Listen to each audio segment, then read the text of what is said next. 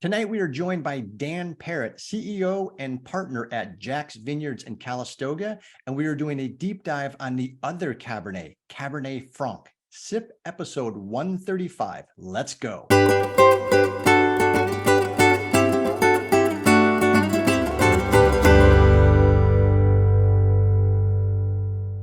Cabernet Franc, it is the other Cabernet, and Dan probably knows, but there used to be a B&B right outside of St. Helena called Black Rock Inn. And Jeff Orlick was the proprietor of Black Rock. Now, sadly, it burned down, I think, in the 2017 fire. But Jeff was one of the foremost Cab Franc fiends or savants in the Valley. And he had 1,000 different bottles of Cab Franc in his cellar of the Black Rock Inn. Because he knows, like I know, and the Dan that's going to join us in a second knows, that when Cab Franc is made right, it is otherworldly. It has finesse, it has depth, it has balance, it has unsurpassed purity. It is really, really good. And what's in my glass tonight is an example of that. So let's bring on the man who's going to educate us on all things Cabernet Franc, but also the proprietor, JAX. Ladies and gentlemen, Mr. Dan Parrott from JAX Vineyard. Hey, happy Friday. Wild. Happy Friday, guys. Happy Friday is right. Good to see you. Yeah. And I'm not blowing smoke. This is outstanding. Oh, thank you. Thank you. I need to put a little in my glass in a moment. It's funny you mentioned Jeff. I do know Jeff very well. Jeff put together something called the Cab Franc off. The Cab Franc off. We would do it every year. And I'd love to participate, where we would all donate 6 bottles to the cause. And he would blind taste them. He'd invite winemakers in one day. And so you'd be sitting next, it'd be like Kirk, Venge and Philippe Melka and Heidi Barrett. And you'd be blind tasting everybody's wines and you would rate them. And then you would try and guess your own. And then the next day, the public could do it. And then he had food. It was a great event, but they were all Cab Francs. And what was great about it, because you could figure out what you liked and you didn't know the price point, you didn't have a name on it, and then you just really figured out what was in the bottle. So it was always interesting to get winemakers going, oh, this must be my wine, and it wasn't their wine, or this is really, they low score a wine and then it happened to be their wine. Oh God, I think that would be terrifying. It was absolutely, but it was a good amount of fun if you didn't go into it, doing that. But it was a good amount of fun to try everybody's Cab Franc, and then we rated them and seen who we thought was the best out of the lineup of like 25 Cab Francs.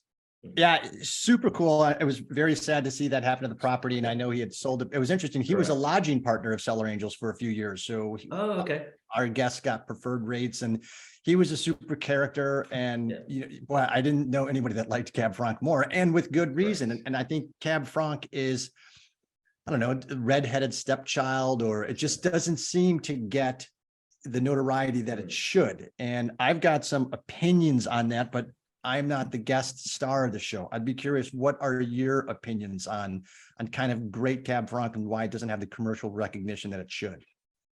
I think people just, they don't know it, and they order what they know. 9 out of 10 people order what they know, what they're comfortable with. They don't try, they don't step outside the box a lot. So when we do tastings and events, that's how we sell a lot of our wine, is because we're a smaller brand. So to get our wine in their glass, and whether it's a Cab Franc or a Chardonnay or whatever it may be, it's the same thing. It's you go for what you're comfortable with. And Cab Franc, there's not a lot of it out there. It's like I said, there was probably 20 to 25 that we would put together in Napa Valley, and that's all the people that were producing it. There wasn't any more than 25 at the time. And so I don't think there's a lot of it out there. So it's scarcity, and people don't know it. So you always gravitate towards what you know. And so I think that's kind of why. That's a good point. I agree with you. And we do want to encourage people to venture outside the box a little bit. There's the big 6 of Riesling, Sauv Blanc, Chardonnay, Pinot, Cab, Merlot. Once you get past those 6, there's a whole world of wine out there that we need to open everyone's eyes to. Those of you that grabbed some of Nick Goldschmidt's Carmenere from those 100-year-old vines, way north in Dry Creek, that is also a pretty special. But the 100-year-old Carmenere vines, not many people even have had Carmenere. What is why am I blanking? Yes, it was Mission Controls, hang on, she's talking to me from the booth. So yes, Cabernet Franc is one of Carignan. It was Carignan. But while you brought up kind of how not much of is planted out there, Brent got the question correct about the Loire Valley in Chinon in France. I'm gonna early go into our first poll question. So those of you that are new, it is an honor system. Everybody is in for $25, and we keep track. So Brent's actually up a lot of money, but he lets it ride every week. So we're going to go into plantings of Cabernet Franc. What % of global plantings of Cabernet Franc are located in France? And I'm going somewhere with this. And Dan, I don't know if you know. What % of global France? I don't know offhand. I don't know offhand. I know that, Loire Valley, of course, is, that's their primarily, that is their red varietal in Loire. And there's a little bit down in Bordeaux. And those would be the two places in France that I would think of. Outside of that, I don't know of any other place. So I would think that a lot in Chile, Argentina, which are, a lot bigger than the areas, wine countries are a lot bigger than the area. So I would think a lot of it would be in Chile or Argentina, maybe. Well, of interest, and I'm going to read Chad Angelo's answer, and I can say Chad's last name because it's the name of his winery is Angelo Cellars, and winemaker as well. So Dan, you guys should probably meet. But I do like one of the first wines that gave Chad that aha moment of wine was the Beringer 3rd Century Howell Mountain Cab Franc of 1996, and Cab Franc has the ability to stop you in your tracks because of just that purity, the finesse, the precision that you would think it's a Cabernet Sauvignon, but it's a little bit, it's medium bodied, but boy, it's a delicious wine. The answer here is, in fact, 70% of the global Cabernet Franc plantings are in France, and it's split fairly evenly between the Loire and Bordeaux, with about 15,000 hectares apiece, so 30,000 hectares in France. But you're right, it is grown in a variety of areas, including the United States. And what most people don't know is its versatility. So you used to grow some, but tell us about why you now do a single bottling of it and instead of blending it. Sure. So we bought the property in the early 90s, and we had really great Cabernet Sauvignon vineyards on there. They were getting very old. They were in their 40s, 40, 42 years old, which is quite old for Cabernet vines. And they just start producing less and less fruit. So before we replanted the whole vineyard, we decided, well, we're not going to replant it all at once. We'll replant it in quarters. So we always have a little bit of product coming off the vine, because it takes 4 years once you replant to get anything off of the vine. So when we did that, we decided to first figure out what clones of Cabernet Sauvignon grew in the types of climate that we were, because we had 3 different soil types just in our vineyard alone. And we have some rock that goes through the vineyard. And so we kind of planted it exactly the same way as they do in Bordeaux, which is about 90 to 95% Cabernet and a little bit of Petit Verdot and a little bit of Cab Franc. And so we had those varieties there just for blending into our final product of a Cabernet Sauvignon. So we were producing Cabernet Sauvignon since 96. And then in 2008, we were tasting the barrels separately, because when we bring in the blocks of the vineyard, we vitrify them separately. They go into their own barrels. And then a year later, we decide what goes into the blend. So at a year from the date, we still have our Cab Franc all separate. Petit Verdot is separate. And the 3 different types of Cabernet are all separate. And then that's at the time where we really get our real eyes on the prize and go, okay, these are our best barrels. We're going to set those aside for our Block 3 program, which is our Reserve Cabernet. And we were looking at the Cab Franc, and we're like, we want to use a little bit of this to blend into our Cabernet, but this is so good on its own. Why don't we just bottle it on its own? And not very many people were doing that at the time. Well, I'm going back to kind of the Jeff Orlick and the Frankoff. Did you have any idea, like, hey, I've tasted this person's Cab Franc, sure, and this is the stuff we need to figure out how he or she does it, and that's what we're after stylistically? So at the time, I had tried a lot of Loire Valley Cab Franc, which I like, but it's a little lighter in style. It's a lot more herbaceousness and a lot more of that green pepper. Those Pyrazines are really in there. But I can appreciate them if I know they're coming at me. Now, the Cabernet Franc of Bordeaux is definitely a riper style, traditionally a little lighter than your traditional Cabernet, or sometimes at kind of the same likeness, with a little bit of the herbaceousness. And the classic wine from Bordeaux, that the Chateau Cheval Blanc, is 50% Cabernet and 50% Cab Franc. And so that was kind of my first take on it, and that's probably a $700 bottle of wine. You don't see that very often. But I actually went there and tried their Cabernet Franc on its own while making ours. And I said, this is what we need to do. And it's an exciting tour. They have 50 different plots in their vineyard, and they separate everything 50 different, blends. And then they blend what they want together. So I had tasted several Cab Francs, and we just liked it so much, and we all got behind it and said, I want to drink this. So the first time we made it, it was 46 cases, so 2 barrels. Yeah. And the rest of it goes blended into our Cabernet, which generally blends 2-3% of our overall Cabernet bottle will be Cab Franc. I jumped ahead because I'm very excited about this wine, but let's back up a little bit and tell me about your history, even before JAX. How'd you, where are you from? When did you decide, hey, this is actually a pretty cool industry? You mean I can get paid to do something and drink wine?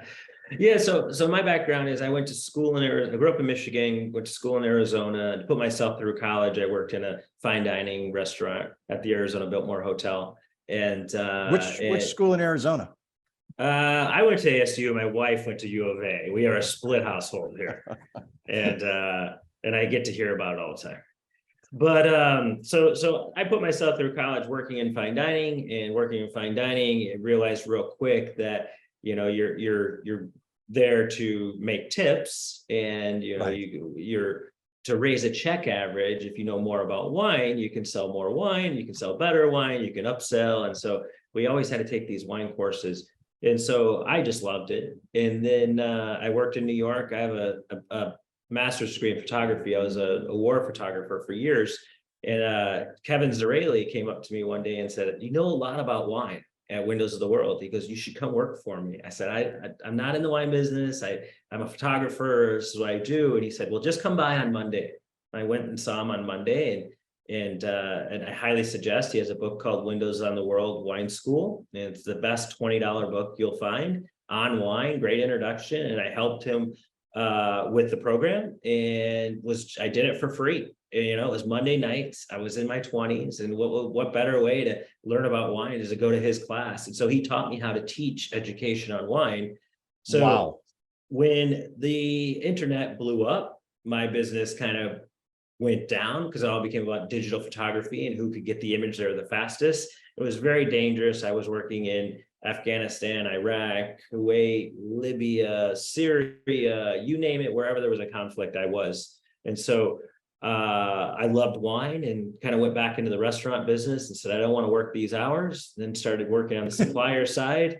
And so I worked for an import company importing wine from Italy, Spain, and Portugal. And then I worked for a French import company and got to work with 50 producers in France, 50 producers in Italy, and realized, how are you making this, whether it's Cab Franc or Chardonnay? And really got to study with all of these people, going over several times. And so the French company sold, and I was on my own looking for something in the right place, right time. Kimberly Jackson of JAX was looking to kind of grow the brand, and said, I'm looking to bring someone on. I said, well, if this is a partnership, I'd be interested. And so I took over the day-to-day. So what I do for the winery is everything from, you name it, production to sales to you name it. Chief glass washer. I grab Chief a broom. glass washer. Yeah, yes, exactly. Trivia night host this year or this week. Awesome. Yes. Peter G. Hello. Monica. Hello. Moira. Hello. Maka. Hello. Good to see you all. Karen, I said hello to you in writing, but great to see you. John B. Jim B. is in the house. So, and what year did Kimberly decide to bring you on as a partner? That would have been December of 2012. So 10 years ago. Okay, so you had your 10-year anniversary Yes, last year, yes, couple yes. 6 months or so ago. Congratulations. Yes, thank you. And what was the winery at production wise 10 years ago, and what is it at today? 10 years ago, we were doing 5,000 cases, and a majority of that, we were doing 400 cases of Cabernet from the estate, and then we were using the fruit into a blend that we make under a second label called Y3. And our Y3 program is a little bit more everyday wines, less oak, less mallow, cleaner, fresher, brighter style wines. Those retail from $20 to $28. So great, fun wines. All the vineyards that I'm sourcing the fruit from are super highly rated vineyards, whether it's Beckstoffer Chardonnay or Pinot Noir from Dutton Ranch, just really great fruit sources. It's just, I'm kind of making these fresher, cleaner, brighter style wines, slightly lower in alcohol, lower in price point, that you can open on a Tuesday night and not break the bank. JAX is our label that is a little more serious. These are the wines that the critics like. These are wines you can lay down. The whole production on those is about 2,500 cases. Under the Y3 brand, it's about 20,000 to 25,000 now. So we're up to 25 to 27,000. When I started 10 years ago, we were at 5,000 total. So, yeah. And when do you take the foot off the accelerator? Now. I'm tired. At the end of the day, it's a lot of wine to sell, and I still do it all. I do all the market work. I literally have one full-time employee. She works in my tasting room in San Francisco. I have a couple of part-time people that work in the tasting room, but literally I do everything myself with Kirk, Venge, my winemaker. So whether it's blending, bottling, I'm there every single day. And then I'm on the road, what used to be every other week pretty much. And then COVID happened, and now I'm getting away with about once a month traveling. Right. But I'm about to hit a 3-week travel, don't come home for 3 weeks, solid trip, which is not the best, but it'll be fun. You got to make the most of it. Planes, trains, and automobiles for 3 weeks, just about. Correct. Living in a hotel. Yes. It'll be 3 weeks, 21 days will probably be about 15 hotels. Different hotels. You start to get a little wild because you're like, oh, I swear I was on the second floor and now I'm on the 5th floor. You just, I get it. Yeah. You come walking off the elevator, like, hang on, whoa. All the carpeting looks the same. My room key is not working. This is bad. I've been there. Yes, I've been there. Yes, exactly. And you mentioned winemaker Kirk Venge, and that's no easy feat to have Kirk make your wine. And why don't you wax poetic a little bit about Kirk? And just for those of you that don't know Kirk, Kirk is a legend because he was at his father's knees walking through the valley. His father, Niels Venge, had the first 100-point wine in Napa Valley. I think it was the 86 Groth. 85. Oh, so close. Yes. So how did you find Kirk, and how did you convince him to say, hey, why don't you come over here and make some wine? So Kirk is my age, 47, and I didn't grow up in the area, so I didn't know him that well. Kimberly and Trent had the vineyard going for 5 years at the time, and we had probably 2 or 3 different winemakers that were helping out. I mean, it was really small. It was a couple hundred cases. So we just said, hey, we're looking to do this with our vineyard. And Kirk was very young then, in 2021. So that would have been 2001. So 20 years ago, we were his first client. And so, correct. And so it was just our 10 acres, and we were his first client, and he was making wine with his father. They had Venge family vineyards at the time. And so they had their own label going, but he was now acting as a consultant for us. And then it just kind of grew, and he probably makes wine for 15 different labels now. But what's great with us is we've been with him so long, we get along with him so well and we've been by his side since day one, that we make our wine at Venge. So we make our wine under his house. And that's another way that we can kind of keep our costs down. So we have the vineyard, we have a tasting room in San Francisco, but we don't have the actual multi-million-dollar winery over our heads. So we just grow grapes and make wine, but we can do it under his space because he has this too much space for himself. So Kirk has been with us since